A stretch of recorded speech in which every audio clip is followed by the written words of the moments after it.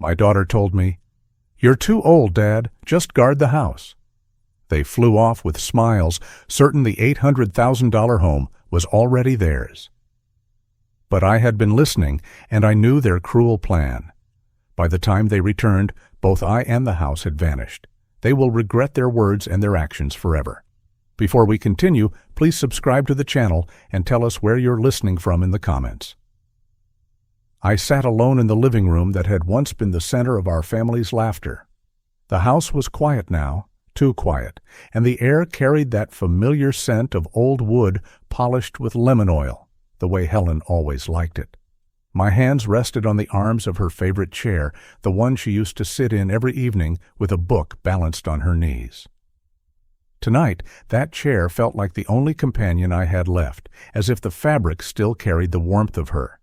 It's strange how silence can be louder than words. The clock ticked on the mantel, the only sound breaking the stillness. My eyes wandered around the room, landing on the framed photo of our 30th anniversary. Helen was wearing that blue dress she loved, the one I bought for her after saving up months from my teaching salary. She looked radiant that night, her arm hooked through mine, her smile brighter than the candles on the cake. That was the same year we finished paying off the mortgage. 30 years of hard work, long nights of grading papers, and summers spent tutoring just to make ends meet. Every brick, every nail, every inch of this house carried my sweat and her devotion. And now, that same house, valued at $800,000, stood at the center of my family's betrayal. They didn't see it as the home Helen and I built. They didn't see it as the place where Emily took her first steps or where I carried her on my shoulders after she learned to ride her bike. No, they saw it as inheritance, as quick cash, as a ticket to the life they thought they deserved without ever lifting a finger. I leaned back and closed my eyes, letting memories flood me. 5 years ago, when Jason's voice cracked over the phone, begging for help, I didn't hesitate. He had lost $47,000 to online gambling and bad cryptocurrency investments. His house was in foreclosure. His credit was ruined. Emily was pregnant with their second child, and she was crying in the background. My heart broke that night, not just for them, but because Helen had passed only months before. The house felt too empty. I let them move in. I thought I was saving them. I remember writing that check, $47,000, money Helen and I had set aside for our later years, money that was supposed to keep me safe after she was gone. Instead, it went to Jason's debts. Then came the roof repair after the storm, $14,000. They promised to pay me back when Jason found stable work. That day never came. The bills piled up. I calculated once, and over 5 years, I had spent more than $60,000 on groceries, utilities, and medical bills that weren't even mine. I bought a $300 swing set so the grandchildren could laugh in the backyard. I told myself it was worth it, that Helen would have wanted me to be generous. But generosity has a way of curdling when gratitude disappears. I opened my eyes and stared at the ceiling vent. That was where I heard it all. That night, their voices drifted up from the living room, careless and cruel. Jason's laugh was sharp, the kind of laugh people make when they think they've already won. Emily's tone was colder than I'd ever heard from her. "Dad's always been gullible," she said. "He believed every word when we told him we'd pay back the roof repair." My stomach turned as I listened, my heart pounding so hard it felt like the floor might shake. Then Frank, my son-in-law's father, chimed in. "Sunset Manor has an opening next month. If we put down a $3,000 deposit, they'll hold the room." My breath caught. Sunset Manor, a nursing home. They weren't just thinking about it, they had already priced it. Linda's voice followed, calm, almost businesslike. "Once he's settled there, this house becomes ours anyway. Zachary Allen says it could sell for at least $800,000, maybe more." $800,000. They spoke the number like it was a prize waiting to be claimed. My house, my memories, my life's work, reduced to a dollar figure, split 4 ways. I gripped the windowsill until my knuckles turned white. My knees shook under the weight of their words. For years, I had been the one to carry them. Now, in their minds, I was a burden to be carried off. The betrayal sank deep, like ice water flooding my veins. I thought of Helen again. I whispered to her, my voice trembling. "You always told me to watch where the money goes, Helen. Well, now I know. It's all gone. They've taken everything." I imagined her face, the way her eyes would have blazed with anger. She would have fought for me. She would have stood up and reminded Emily what family really meant. But Helen wasn't here. And Emily? She was no longer the little girl who begged me to read her bedtime stories. She was someone else now, someone I didn't recognize. I pulled open the bottom drawer of my dresser later that night. Inside was Helen's jewelry box, still smelling faintly of lavender. Beneath her wedding ring and the little note she used to leave me was the deed to the house. Crisp paper, clear title, my name, not theirs, mine. I lifted it carefully as though it were a lifeline, because it was. Next to it was my life insurance policy, tucked away for years, and then the small notebook Helen once insisted I keep. "You'll want to know where the money goes, honey," she had told me. Page after page of expenses filled those lined sheets. Every check I had written, every bill I had paid, every promise from Emily and Jason that never materialized. $60,000 for groceries, $14,000 for the roof, $47,000 to erase Jason's debts, thousands more for car repairs, medical bills, and little things they claimed they needed. My handwriting stared back at me, neat but weary. Proof of my sacrifice, proof of their betrayal. I flipped through those pages slowly, each number cutting deeper than the last. They had taken not just my money, but my trust. They had eaten my food, used my electricity, slept under my roof, and still whispered about selling it from under me. Something shifted in me that night. The man staring back from the vanity mirror was not invisible anymore. He was angry, he was awake, and he was done being used. I closed the notebook, my hands steady now. I placed it on top of Helen's jewelry box and looked around the room. The moonlight poured in through the curtains, spilling across the hardwood floor. I remembered how it had creaked the night Helen and I danced here for our 30th anniversary. That memory had once brought me peace. Now it gives me strength. "They don't see me as family anymore," I whispered into the night. "Just a wallet, just a burden. But they've made one mistake, Helen. They've forgotten I taught math for 40 years. I know how to add, I know how to subtract, and I know how to balance an equation when something doesn't add up." I walked back to the closet and placed the deed, the insurance, and the notebook into a small box Helen had left behind. It was the box she once called our safety net. Tonight, it became something more. It became my weapon. I sat by the window for hours, watching the shadows crawl across the lawn. My chest still ached with betrayal, but beneath it grew a new resolve. If they wanted to treat me like dead weight, I would show them just how heavy I could be. If they thought I was too old, I would prove age had given me something they lacked: patience, strategy, and the ability to wait for the perfect moment. As the clock struck midnight, I whispered again, softer this time, as if Helen were sitting beside me. "If they think they can steal this house, they're wrong. If they think they can lock me away, they're wrong. I will not go quietly. I will not be erased." The air in the room seemed to shift, the silence no longer heavy, but alive with possibility. I felt it in my bones, the moment when grief turned into determination, when sorrow hardened into resolve. Tomorrow would be different. Tomorrow, the man they thought was finished would begin again. I stood, opened the window, and let the cool night air wash over me. The moon hung high, casting a silver glow across the yard where the children's swing set still stood. I bought it for $300, back when I thought laughter would be the soundtrack of my twilight years. Tonight, it looked like a monument to everything I had given, and a reminder that it was time to take something back. I turned from the window, the box of documents clutched tight in my hand. The path ahead would not be easy, but for the first time in years, I felt in control. The betrayal had cut deep, but it had also opened my eyes. They wanted me to fade into the background. Instead, I was preparing to write the boldest chapter of my life.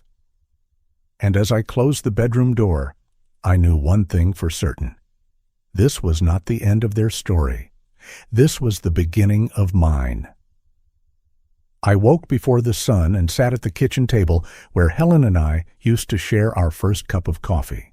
The laminate top still holds a faint ring from her favorite mug, a soft brown halo I never scrubbed away.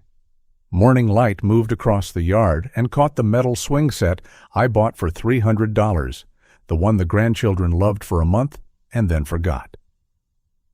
The house breathed around me, wood settling, pipes ticking, a familiar rhythm that reminded me I was still here and still in charge. The promise I made to myself last night was simple. I would stop bleeding out one small kindness at a time. I would act, not with shouting, not with threats, with steps.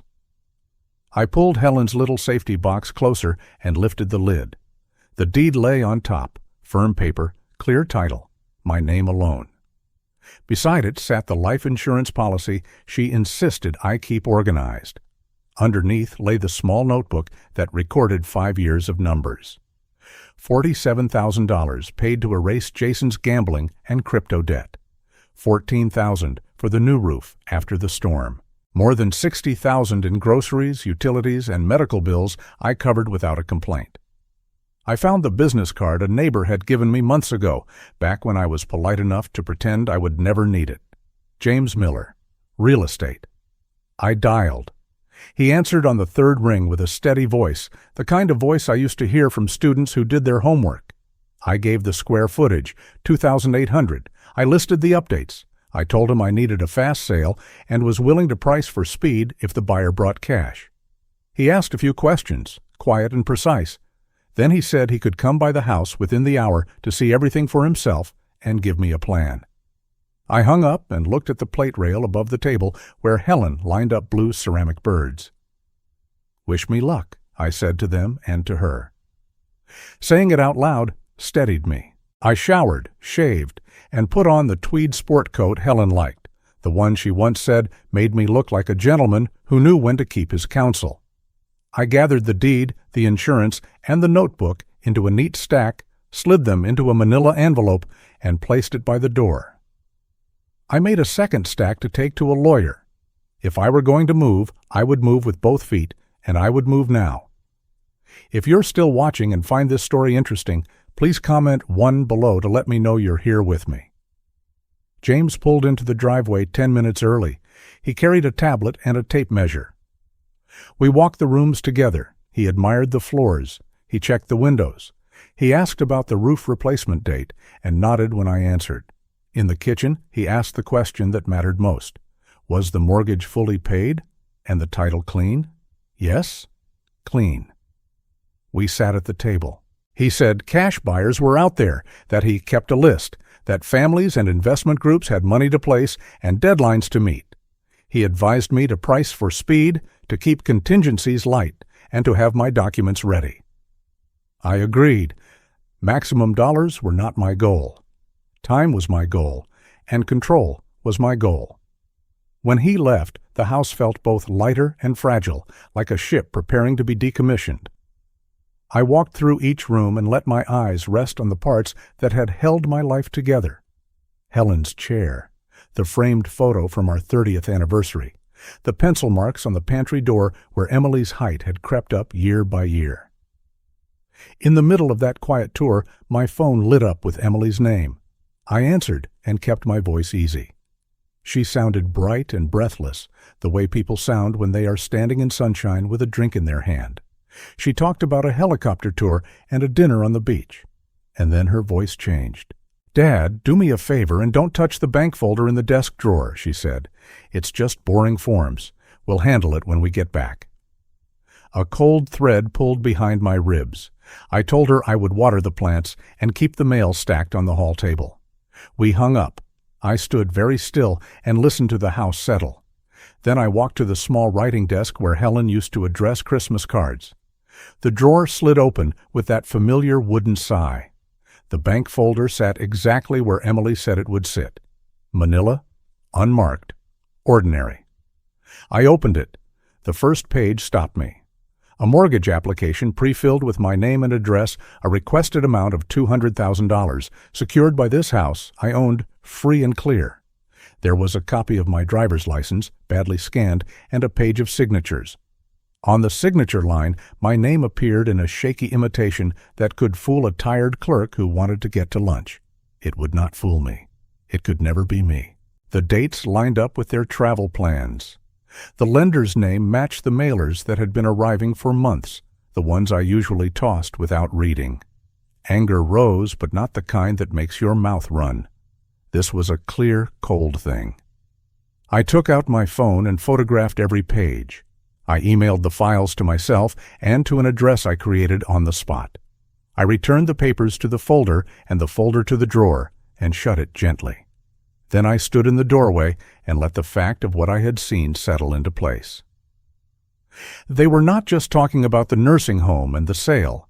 They were making sure any delay would be avoided by loading debt onto my property, so a sale would be forced or at least tangled beyond recognition. I dialed Catherine Davis, a lawyer whom a retired principal had recommended 2 years ago when I helped him with his brother's estate. Her assistant offered me an appointment at 2:30. I said I would be there with everything. I grabbed the manila envelope.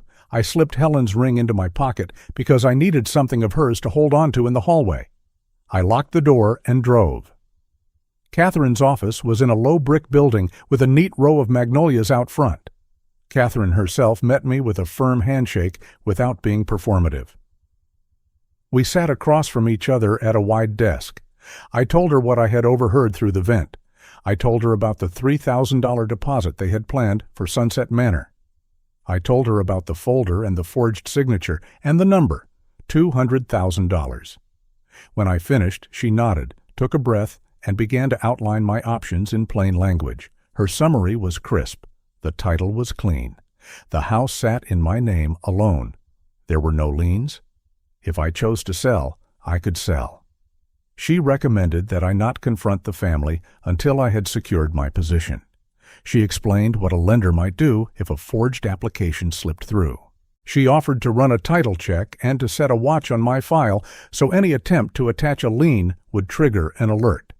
She asked if I wanted to prepare an affidavit describing the forgery, notarized and ready to use if the situation required it. I said yes. We drafted it in 20 minutes. She attached my photographs to her file and looked me in the eye. "You are not cruel," she said. "You are protecting yourself." The words landed like a brace under a beam. I stepped outside into a washed blue afternoon and felt like I had put on a suit of lightly hidden armor. In my car, I called James with updates. He had news of his own. A private investor named Robert Hayes was interested in cash deals. He liked properties with solid bones and clean titles.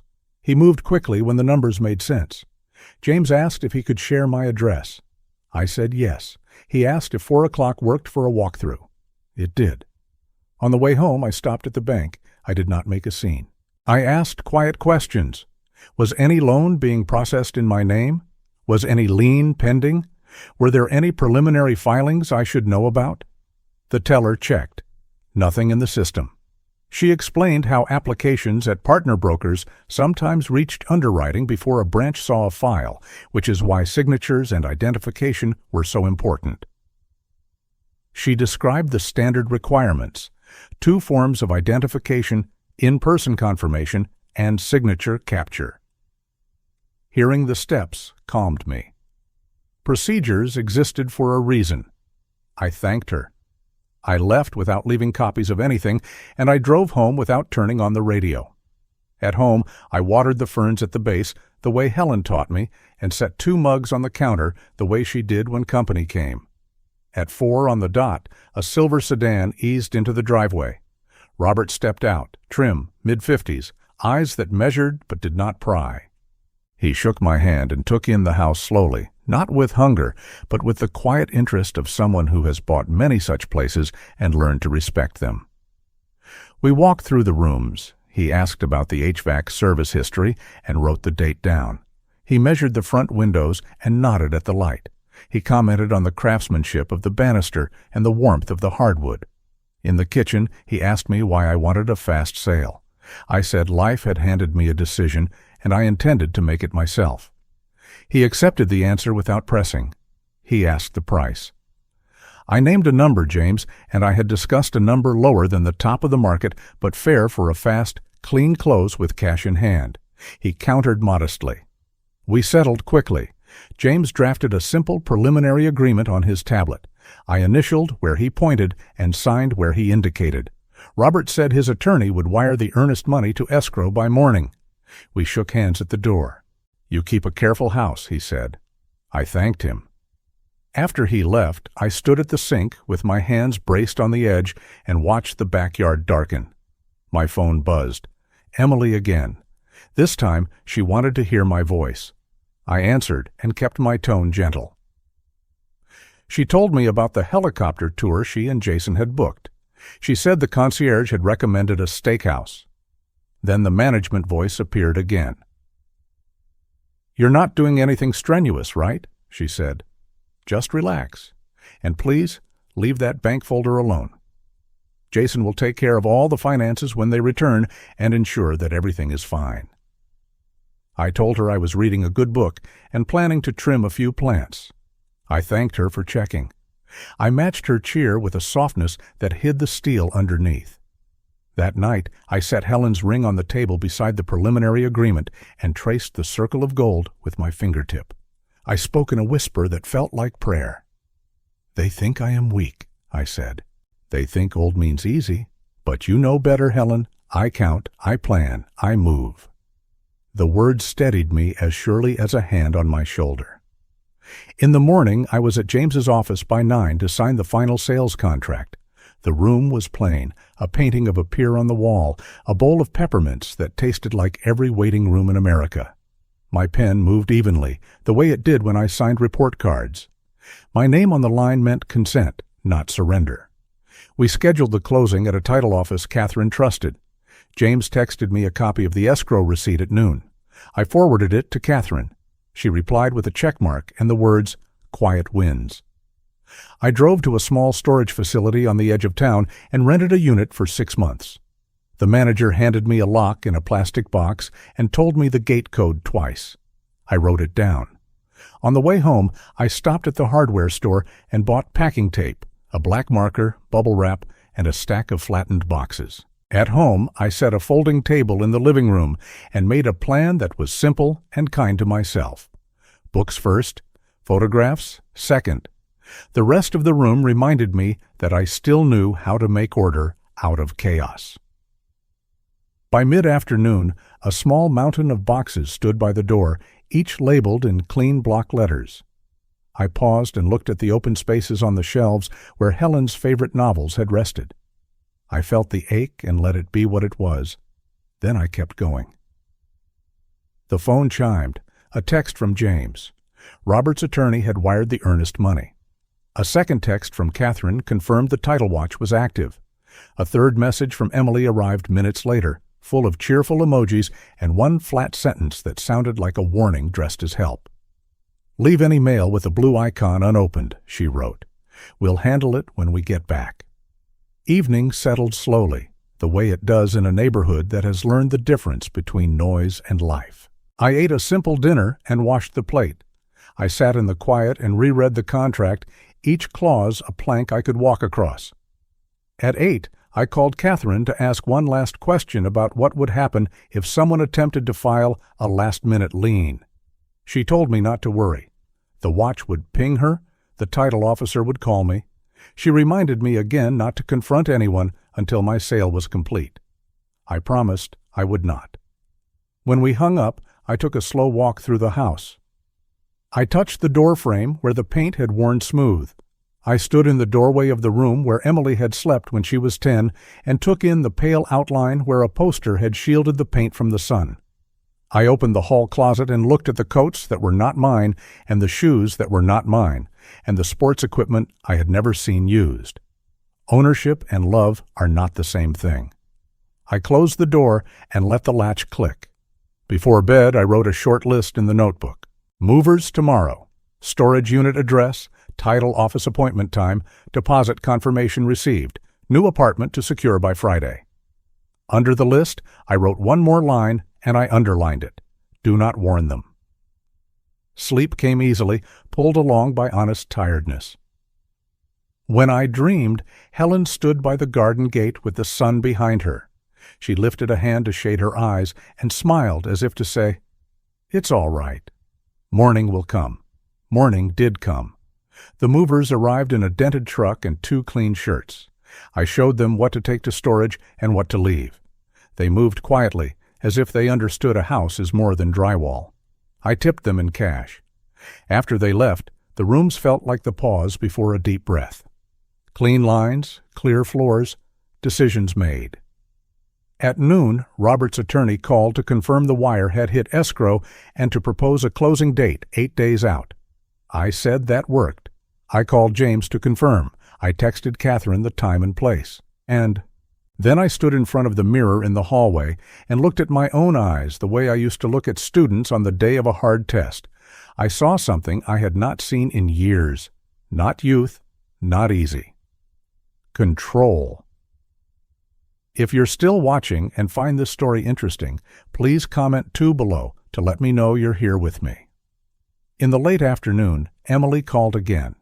I let it go to voicemail. She sounded extra cheerful, the way people sound when they are standing on ground they think cannot move. She asked if any mail had arrived with a blue icon in the corner. She suggested I leave such envelopes unopened on the hall table. She told me again to stay out of the bank folder. I ended the message and let the phone rest in my hand. The message felt colder than the plastic. Dusk folded over the yard. I turned on the porch light and watched moths find it. I brewed decaf, poured a cup, and sat by the window with the preliminary agreement in front of me. I traced the letters of my name and felt them connect me to the line I had chosen. I said the words out loud to test how they sounded in the air. They think I lost, I said. They think the game is over, but the game is only beginning. I slept well and woke steady. I dressed and placed the signed contract into the safety box with the deed and Catherine's affidavit. Paper can be armor when it is the right paper. I closed the lid and laid my palm on the metal a heartbeat longer than necessary. Then I took one last look around the room, memorizing what would soon belong to someone else, and stepped into the hall. At the mirror, I paused. For the first time in 5 years, I recognized the gaze looking back at me. Clear, unafraid, certain. The man in the mirror had not gotten smaller with age. He had gotten sharper. He had learned how to choose the moment and hold it. He had learned that quiet is not weakness. Quiet is a strategy. Quiet lets you hear the truth moving in the walls. Quiet lets you choose when to speak and when to hold your tongue. I turned off the hall light, picked up the envelope, and walked toward the door. They do not know it yet. They cannot even imagine it. But I am already holding the thing that will change everything. Completely. I arrived at the house before the movers and opened every blind to let the morning in. Light spilled across the floors like water. The rooms looked honest in that light, the way old houses do when nothing is hidden. I brewed coffee, black, and stood at the sink while the kettle hissed. I told myself to breathe. I told myself to move one step at a time. It worked yesterday. It would work today. The truck backed into the driveway with a slow beep. 2 men got out, polite, careful, hands clean, shirts tucked in. I showed them the labeled stacks by the door, the boxes marked for storage, and the small pile marked keep. I told them not to touch Helen's chair. They nodded. They moved with respect. They carried Emily's designer boxes and Jason's gadgets to the truck and strapped everything tight. I kept notes on a yellow pad, storage unit number, gate code, box counts. It soothed me. The men finished the first load and asked if I wanted another pass through the bedrooms. I walked with them down the hall and opened Emily's old door. The smell of shampoo and dust lifted. There was a box of framed photos Emily never hung. There was Jason's stack of crypto books. I said these go. The hallway filled with the dry sound of tape pulled from a roll. Wind pressed softly at the eaves. Around 11, I heard the mail truck rattle past and stop. I stepped outside. The carrier held a thick overnight envelope with my name printed clean across the front. He said it looked important. I thanked him and stood on the porch with the envelope heavy in my hand. I knew what it might be before I opened it. My thumb slipped under the flap. The paper inside was glossy, too official to ignore. It was a contract, deposit agreement, Sunset Manor. The amount, $3,500, circled in blue ink. The signature on the payer line was Jason's long J and careless tail. Under the sponsor was written Emily Miller with a phone number and a cheerful email. The start date was the week they returned. Room preference noted. Special instructions blank. I felt something in me lock into place like a bolt sliding home. I took the envelope inside, set it on the kitchen table, and took a picture of every page. I sent the photos to Catherine with a short message. This just arrived. Deposit paid. Plan confirmed. What next? Her reply came in under 5 minutes. Bring the original to my office. We will attach it to your affidavit and overnight a fraud notice to the lender and to Sunset Manor. We will also prepare a cease for any attempt to act on this without your consent. Her calm steadied me. I placed the contract in my folder. The movers returned and finished the second load. Jason's gaming rig, Emily's suitcases, a crate of stainless cookware she bragged about but never used. I tipped the men and thanked them for their care. When the truck pulled away, the house felt open, almost bare, like a stage between scenes. I walked from room to room and listened to my own footsteps. It was relief. At 2, I drove to Catherine's office. The magnolias in front of the building were in bloom, thick and white, the way Florida does spring. Catherine met me in the conference room and placed a notary stamp on her elbow. We reviewed the deposit contract. She slid my affidavit across the table and asked me to read it aloud. I did. My voice did not shake. It stated that I had never applied for a loan, that I had discovered a forged application in my desk, and that I had received a nursing home contract naming me as the resident without my consent. She notarized my signature with a steady hand and a small nod after each stamp. She handed me 2 letters on her letterhead. The first was addressed to the lender listed on the forged application. It demanded that any process connected to my name be halted, flagged, and reported. The second was addressed to Sunset Manor. It stated that no consent had been given, that any attempt to admit me under a contract signed by someone else would be met with legal action, and that a copy of my notarized affidavit was enclosed. I folded the letters, slid them into envelopes, and watched the envelopes seal. Before I left, Catherine looked at me for a long moment. There was a kind softness in her voice, not pity. "You are doing the hard part," she said. "You are telling the truth on paper, and you are backing it with action." I felt taller when I walked back out into the heat. On the drive home, James called with the energy of a man whose puzzle pieces had clicked. "Robert can close on Monday," he said. "His attorney confirmed wires and title. The title company has everything from your lawyer. They want to do it at 10 in the morning. Does that work?" I said it worked. I thanked him for moving quickly. He said speed is what money buys when you use it correctly. That evening, the house glowed the way a house glows on its last night with a family. I found a small box of Helen's recipe cards and sat on the floor and read them. Her handwriting was small and precise. Lemon bars, pot roast, Sunday noodles. I set the box aside and turned off the porch light. The room settled. I stood in the doorway of our bedroom and said her name. The room answered with quiet. At 9:40, I arrived at the title office. The waiting room smelled like copy paper. Robert arrived wearing a navy shirt and the even patience of a man who understood process. James came in with a folder tucked under his arm. The closer, a woman named Nora with reading glasses on a chain invited us into a glass-walled room with a polished table. She slid stacks of paper across to me. Deed transfer, owner affidavit, seller disclosures. I signed. My hand was steady. Nora stamped. The sound was final. Nora turned to Robert with his packet.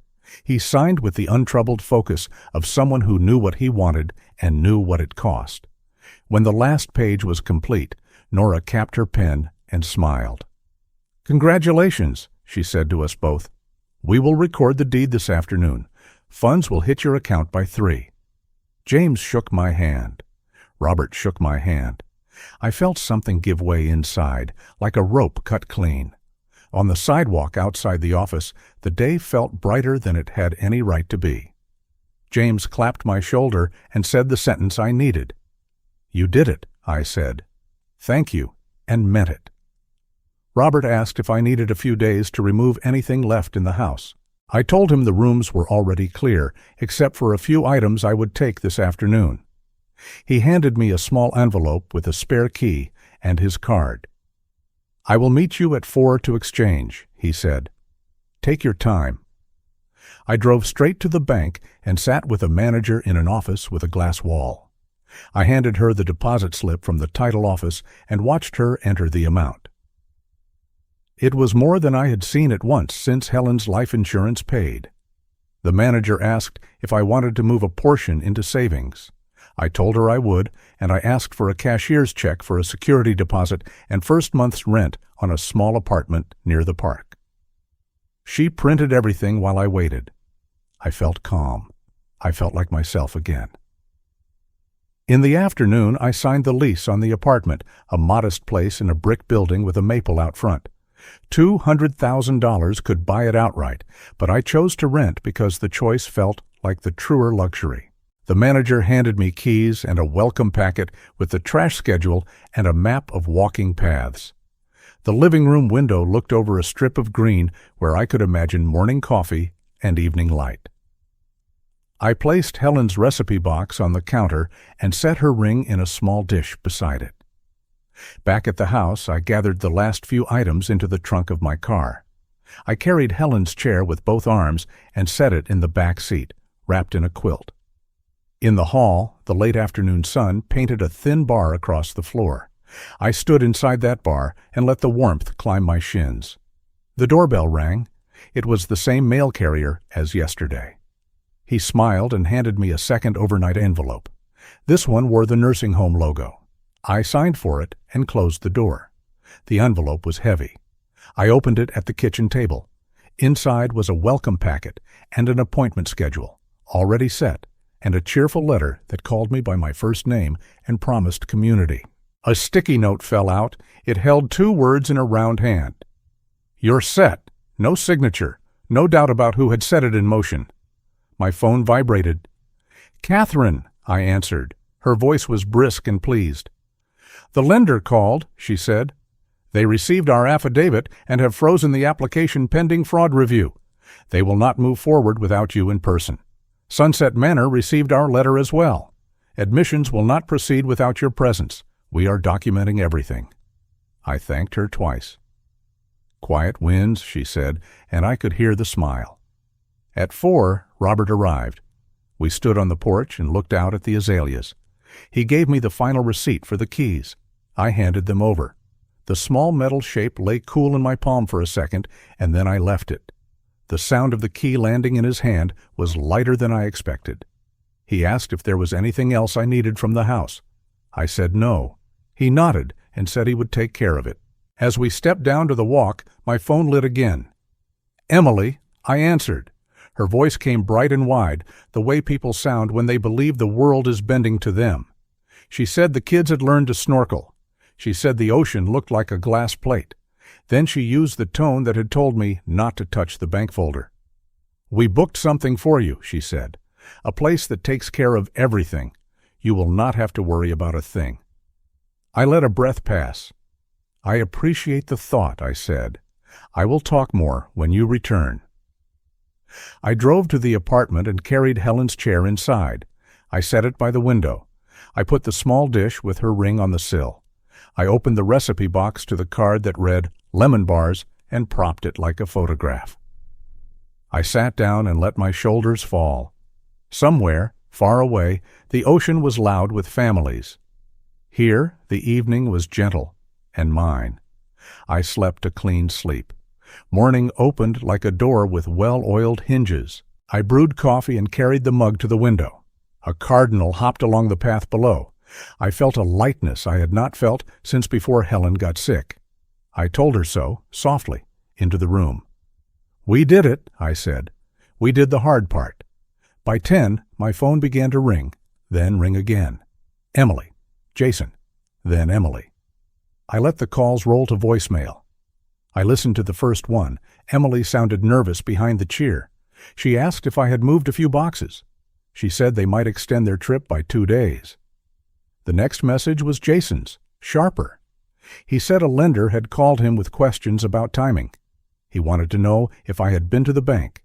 He wanted to know if I had opened any mail. His voice carried that thin whine men use when they know the door is closing. Near noon, Catherine forwarded an email thread. The lender had flagged the application as possible identity fraud and placed a hold. Sunset Manor had placed a hold as well. The email from their administrator used clear words. No admission without the resident present. No deposit will be applied without consent. A paper shield can be thin.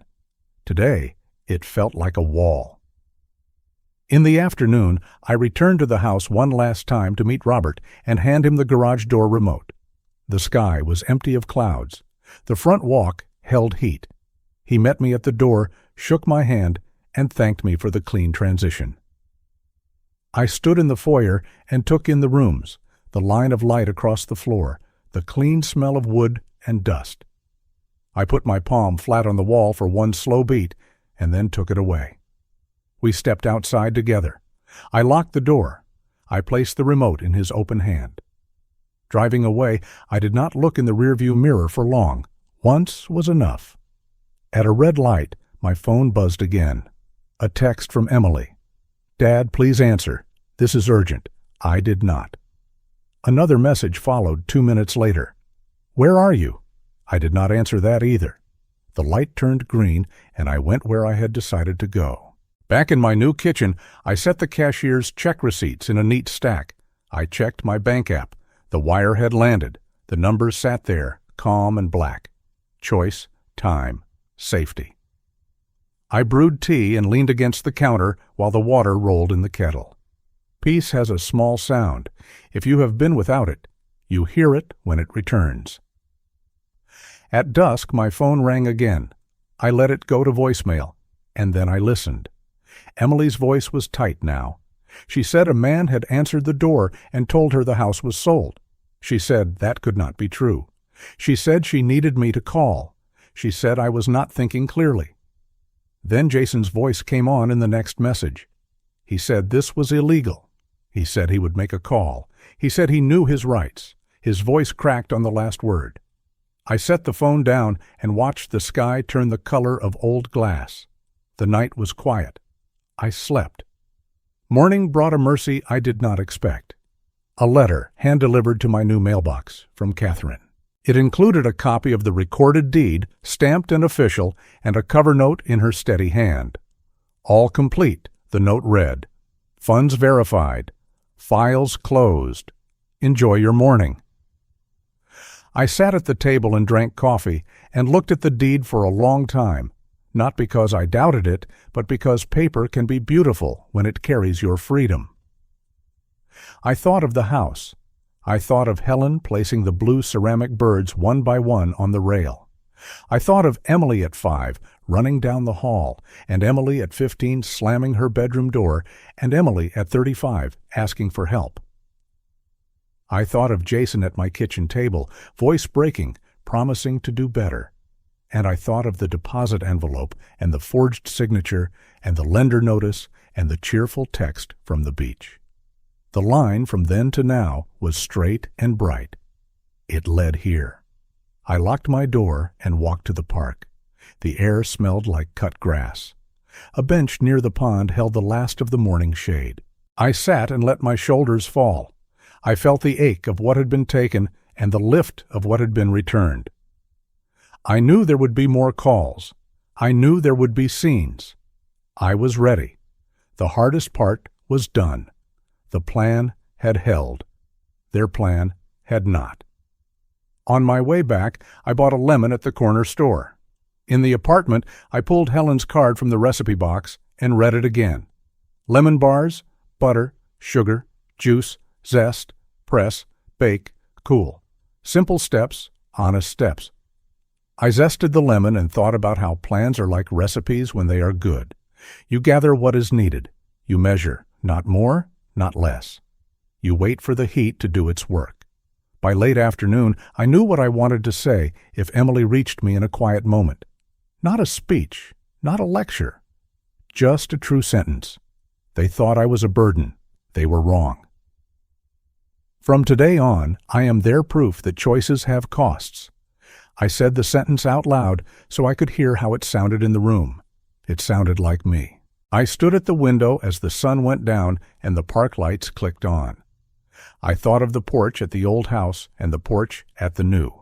I thought of steps and doors and keys. I put my hand in my pocket and touched Helen's ring, warm from my skin. I closed my eyes and thanked her in a whisper.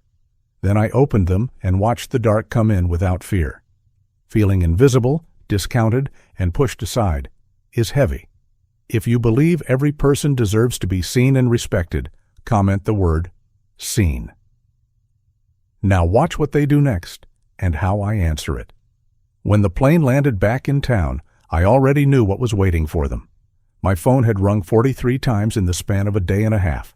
Messages stacked one after another, the voices growing more desperate, more frantic. I let each one roll into silence. I had no intention of answering. The truth was already standing inside the front door of the house they once thought of as theirs. Emily arrived first, Jason right behind her, Frank and Linda in tow.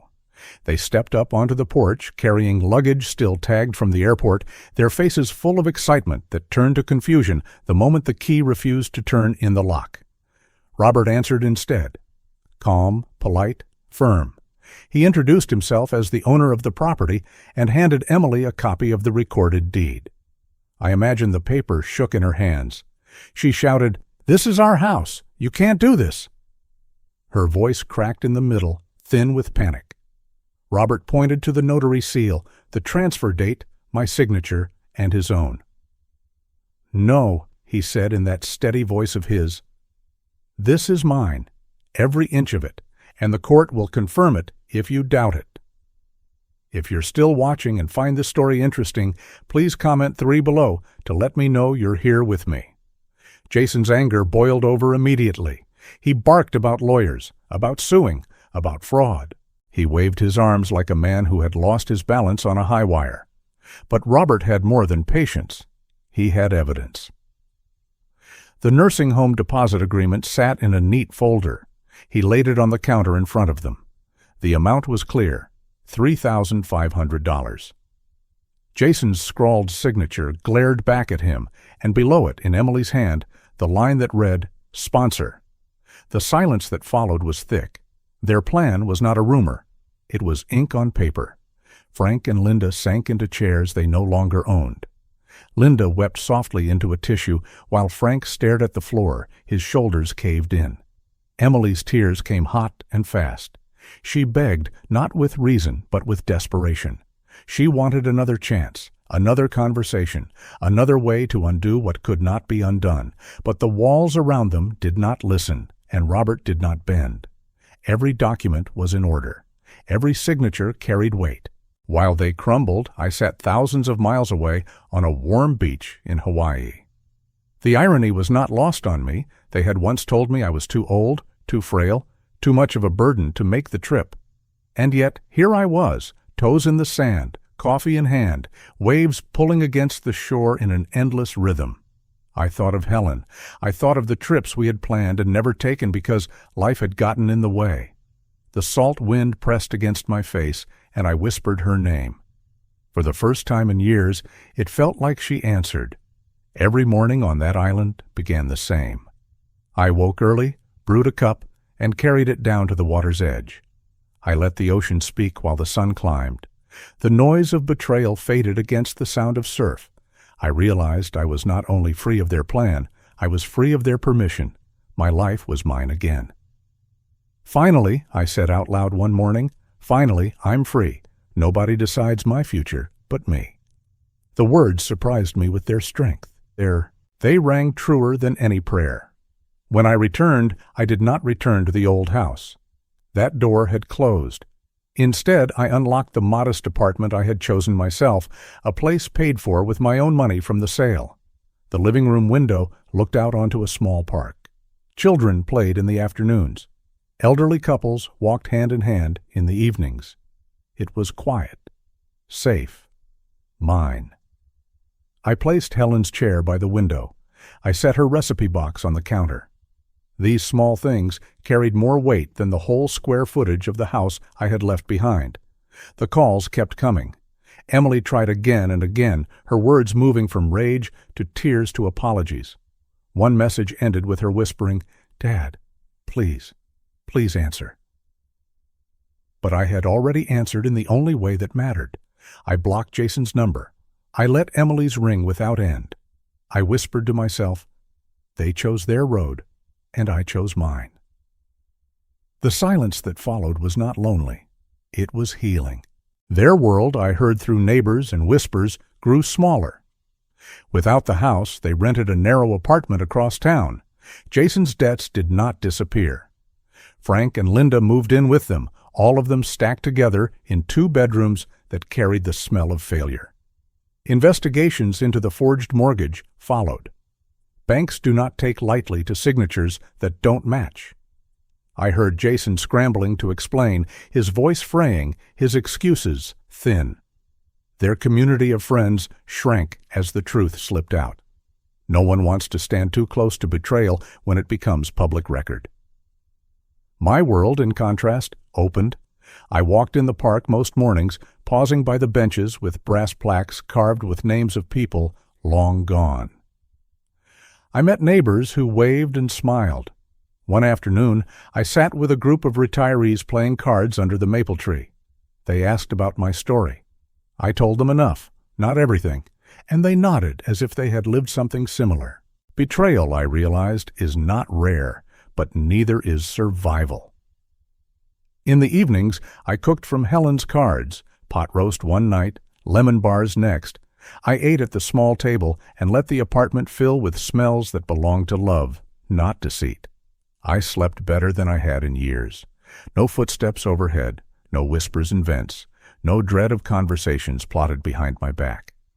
Only the quiet hum of a place chosen freely. One evening, I looked out at the park, lights glowing against the dusk, and I said the truth as clearly as I could. I don't need them anymore. I have myself.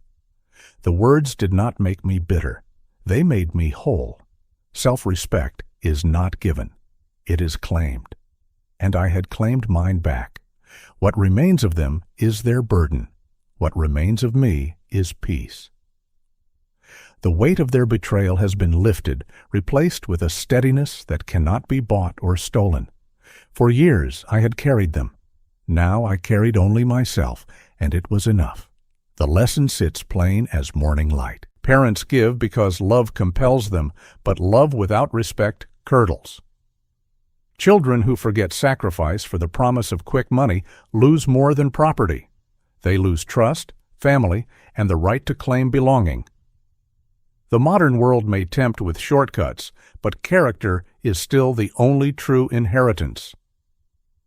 I ended that chapter of my life with a simple choice: silence where there had once been noise, distance where there had once been manipulation. They had tried to reduce me to an old man waiting for permission. Instead, I became the man who wrote the ending himself, and as one door closed, another cracked open. At the community center near the park, a bulletin board held a flyer for a local charity drive. Volunteers needed.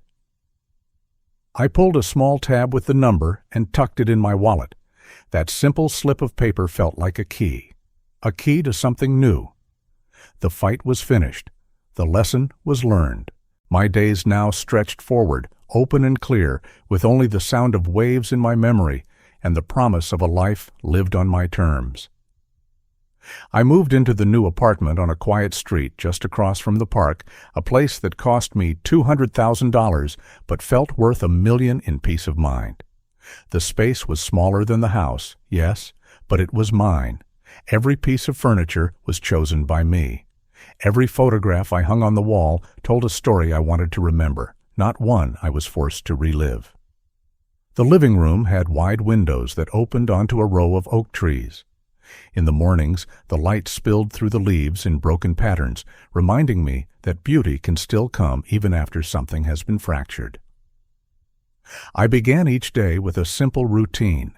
I brewed a pot of coffee, poured it into the same old mug Helen used to hand me, and walked down to the park.